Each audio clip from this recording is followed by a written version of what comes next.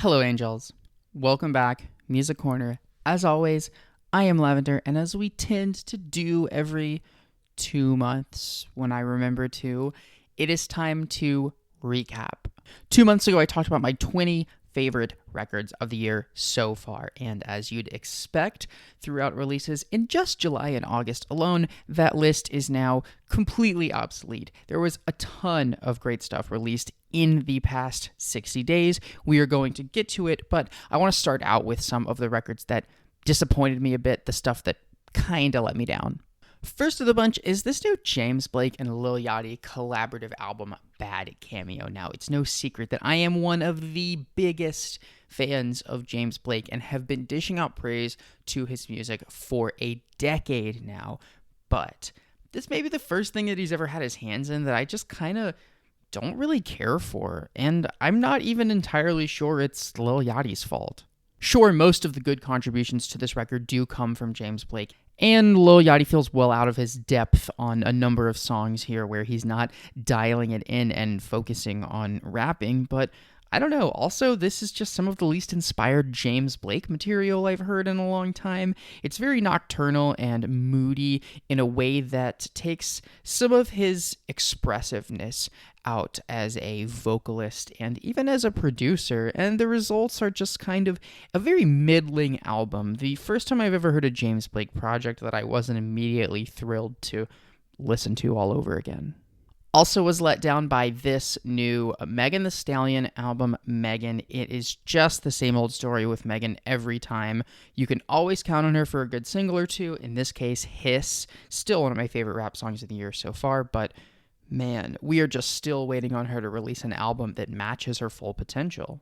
From some of the obviously bad tracks that take a swing and just miss hard on this record to her typical style of deep cut album filler that is unsatisfying, I just don't care for at least half this track list, and that's been the case with basically every album she's ever released.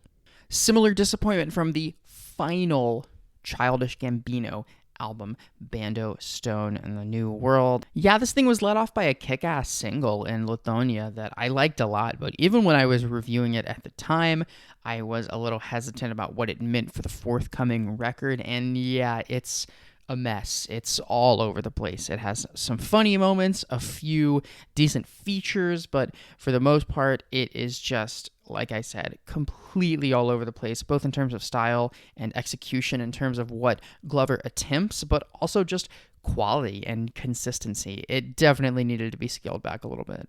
Cupcake, Dauntless, Manifesto, first Cupcake album in quite a while, and one that I wanted to like, but again, like Megan, it's kind of the same old story here with Cupcake. Nobody writes better punchlines than her, so there are dozens and dozens of just flat-out hilarious lyrics on this record, and yet they are so rarely assembled into good, compelling songs. You're going to walk away from this record with way more ideas for funny, genius lyric cards that look like shitpost memes than you will songs that you actually want to listen to again, which is unfortunate.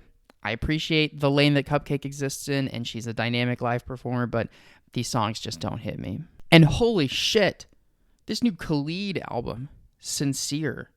I remember quite vividly hearing Location way back in 2017, and just thinking, wow, this kid has potential, and I can't name a single thing he's done since that I even kind of liked. This album is by far the worst of his projects, and I already don't really like any of his other projects, but this is an even further dip in quality because, strangely, it is just a series of Troye Sivan ripoffs. I never would have anticipated it, but the murmuring, nocturnal pop stylings of this record, even some of the vocalizations that Khalid is doing, and the hooks that he is writing are just Troye Sivan. And while he doesn't do it particularly well, even if he did, I wouldn't like this shit, because I would rather just go listen to Troye Sivan. Artistically, this is a baffling decision, and the fact that everyone seems to have immediately forgotten about this record doesn't surprise me. Oh, and this one hurts, because I really have enjoyed the last two Tinashe records quite a bit, and obviously, Nasty is one of the best songs of the year, but On Quantum Baby, she kind of misses the mark. There are a handful of hard hitters and hot and heavy bedroom jams in this track list, but it is really short, and about half of it is kind of R&B slop, whether it's really minimal and nocturnal in a sort of Kalela sense that Tinashe just doesn't really have the poise and the writing to deliver on, or just kind of bad ideas. I'm surprised that this record turned out as mediocre as it did. Certainly not doubting that Tinashe will go forward and release even more amazing material. This one just seems like, I don't know, kind of a dud. At least half of it does. And finally, get out your pitchforks and torches once again, post-punk fans, because for the fourth time, you guys like this new Fontaine's DC album a lot more than I do. Just dropped my review of this thing today. I feel tricked once again because the second single, Favorite, is incredible.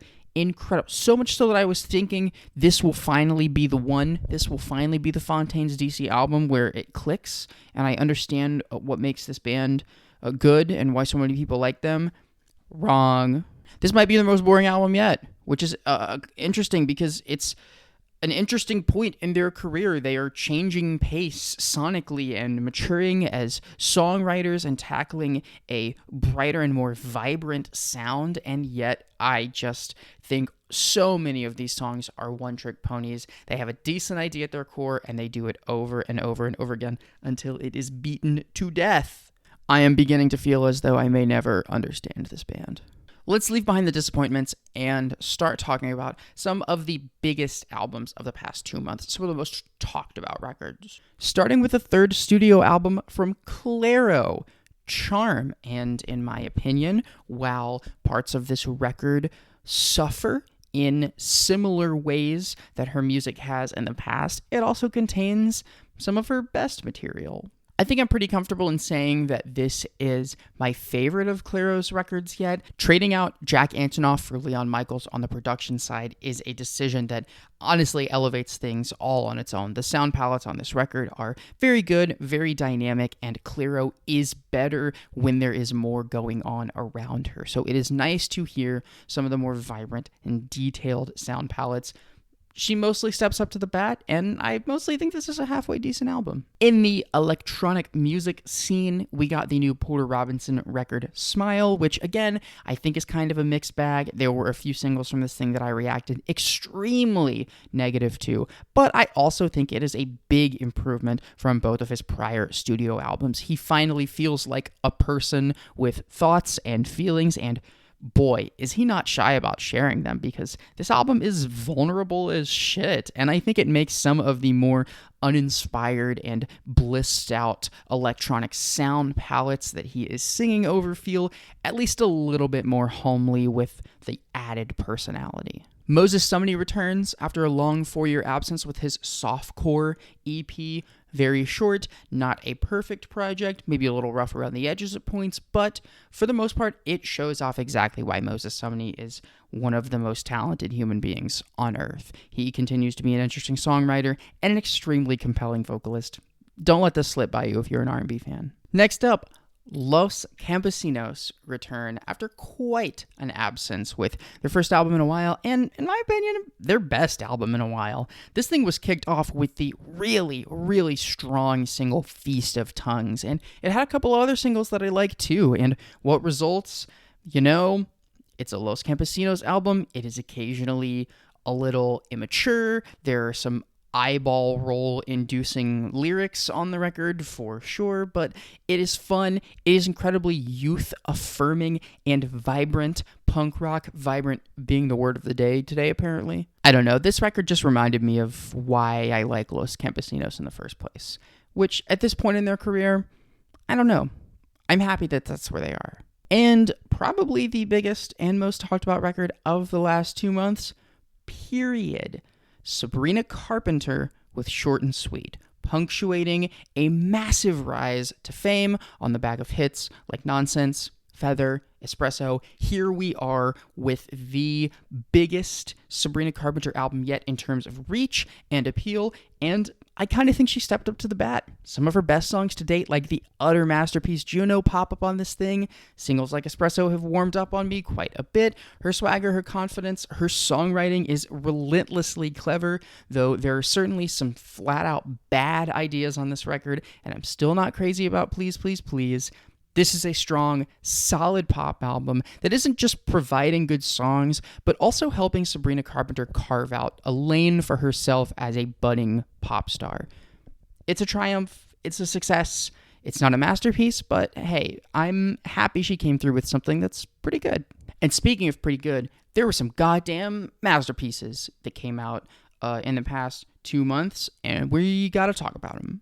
Starting strong and improving in quality each time, we got the debut album from Font, Strange Burden. This weird and difficult to Google Texas band that I was first turned on to last year by a great Stereo Gum article, released their debut, and man, it is fun, it is energetic, it is lively, it is unpredictable. This is just a blurry, hazy, experimental rock record that sometimes is willing to just burst out of its noisy, chaotic, talking heads-inspired sound palettes to hit you with something really hard, and it creates a bunch of satisfying moments.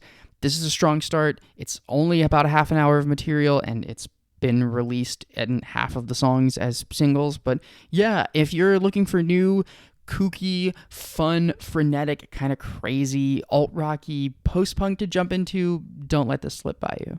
Next up, Remy Wolf surprises and impresses me with big ideas. This is a singer-songwriter I have never really been that into, though I will say she's an extremely dynamic live performer, but now she finally has the songs to back up that genre versatility, that energy, and that unstoppable personality. The lyrics on this album are great. They are just soaked in Remy's personality. So funny, so charismatic, and even occasionally quite earnest. This is a strong release, a massive improvement from Remy, and one that has me looking forward to whatever she does next, because I am finally hearing the Remy Wolf on record that people have been talking about seemingly for years. Next up, JPEG Mafia, I Lay Down My Life for You.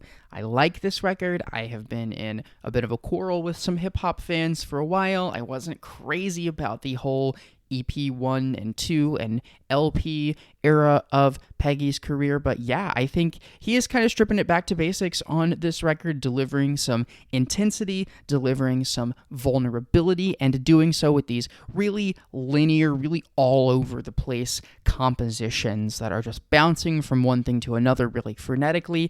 It keeps me on my toes, and I like a lot of what Peggy has to say, even if he's pissed a lot of people off in the past year. With that, of course, being the theme of this entire album, because every single song here, Peggy is just whining and bitching and ranting about one of his many, many ops. Next up, budding country superstar Zach Bryan. Actually, forget budding. He is a country superstar, one of the biggest, with his album The Great American Bar Scene, a pretty bulky follow-up to his self-titled last year, which I also liked quite a bit. In my opinion, this is even an improvement. It's a bigger record, it has a dud or two in the mix, but wow, some of his best material pops up on here, whether it's Oak Island, 28, the amazing lead single Pink Skies.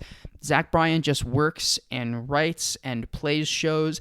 I don't know when he has time to sleep, but good record. I'm also really enjoying this new Cassandra Jenkins album, My Light, My Destroyer. I completely randomly fell in love with her 2021 album Overview on Phenomenal Nature, as a lot of people did, and I was really anticipating a follow-up. And now that it's finally here, I think it once again does exactly what Cassandra is so good at doing. These songs are calm, they are meditative, they are wandering, and they all feel like spiritual journeys. Her gentle guiding, her touch, weaving through all of this material is just so incredibly compelling and easy to listen to and easy to completely get lost in. I love putting on this record and just losing track of space and time. And at the core of that very surreal, whimsical sensation is Cassandra's great songwriting, her subtle, understated vocals, and some of the interesting but very compelling sonic choices she makes throughout this record. It's a follow-up that lives up to the potential. We gotta talk about Paranol with Sky 100. Another Paranol record that I like. I think it's an improvement over their last album, a sort of back to basics moment, if you will, but getting back to some of the material that made Paranol so compelling when they first broke through in 2021 in the first place. Yet, the emotional palette now has shifted from the beating and brooding self-deprecation of that record to something that is so much more optimistic, so much more life-affirmed, and while the gritty and harsh realities of life are still very much present on this album, I'm really impressed and honestly kind of inspired by the thematic sort of glow up in the years since Paranol broke through. And out of nowhere, earlier this month, some random ass copies of a new Jack White record started dropping in Third Man record stores. It seemed weird. It seemed like exactly the kind of thing Jack White would do, but holy shit, the record that spawned from it, No Name, absolutely kicks ass. This thing fucking shreds. I mean, this is Jack White making a caliber of rock music that he has not made in years, and experiments of his have worked for me, like Boarding House Reach, and haven't worked for me, like the two albums he released a few years ago, neither of which I'm a huge fan of. But experimenting is not at the core of this record. This is the gritty, grindy, garage, and blues rock that Jack White cut his teeth on all the way back in the early White Stripes days. And it's almost like him circling back around to prove that he's still the fucking master of it, because this is one of the best straight up rock and roll albums I've heard all year, if not the best, and I'd be surprised if there's anything that tops it. Second to last in the video today, the long-awaited, patiently awaited debut album from Chicago screamo outfit Your Arms Are My Cocoon, Death of a Rabbit. Following up on one of the biggest cult classic EPs of this decade so far, and one of the defining releases in modern contemporary lo-fi screamo and scrams music, Your Arms Are My Cocoon had big fucking shoes to fill with this record, and yet Tyler just delivers such an emotional tour de force. From the moments on this record that are at its harshest, rawest, and most blistering, like the banjo and screams that kick off this thing's magnum opus Running Duck, to some of the hazier, twinklier, cloudier Midwest emo-inspired moments that shone through on many, many scrams and screamer releases over the year, this thing is just contextually sharp, thematically obtuse, yet fascinating. This is not one of those records where it's going to be really easy to dig into a whole ton of lyrical and narrative details about what precisely Tyler has to say. And yet, there is just so much thematic intrigue. The dynamic push and pull of this thing, it just has me on the edge of my seat. Even when you can't tell what the lyrics are, the production, despite how lo-fi and rough around the edges it is, or arguably because of it, is so good at communicating the blistering, raw intensity of those emotions. If for one of the many reasons that a genre like scrams is so difficult to break into has been preventing you from indulging with this record, this band, this entire genre as a whole, I feel like you're kind of out of excuses. There is now a full album's worth of Your Arms Are My Cocoon material to dig into, and it's great. And the final record we're going to talk about today, Jesus Christ, it is not any easier of a listen. Euboa with Impossible Light. It's been just as long since we last heard from Euboa, who also dropped a pretty beloved EP back in 2020, and yeah, now she is back with this surprise released new album, and man, it is fucking good. There are points on here where she is leaning further than ever before into the dizzying, cutting, metallic noise, the harsh intensity and dynamism of just what feels like seas and seas of disjointed sounds crashing into each other, washing over each other, overtaking, colliding, and erupting. The moments on this record that are just bursting into wailing sounds are so compelling. And yet Yuboa once again manages to make this album's quietest moments perhaps its scariest, the brooding, spacious darkness and intensity of what instrumentation does leak into that darkness in more reserved moments is just so deeply captivating. And shockingly, just like Paranol, this is a surprisingly optimistic album. But that doesn't mean that there aren't points along the way that are utterly paralyzing or extremely fascinatingly strange. This is one of those noise albums where the noise is the thing that hits you first and foremost, obviously, but like the genre's best material, there is just so much between the cracks to dig into, and the more I hear this Yuboa record, the more I start to think that it's probably one of the best things I've heard all year. And that is it. As of today, not going to be able to cover any of the very, very late August stuff. Nick Cave and the Bad Seeds. I suppose A$AP Rocky could drop a record. I know he's not going to, though. And I'll be back soon with a bunch of stuff, continuing to count down the best albums of the decade so far in various genres. We will finally talk about the best songs of 2014 at some point, and some other cool stuff I have cooking up. Looking forward to it, and I hope to see you there.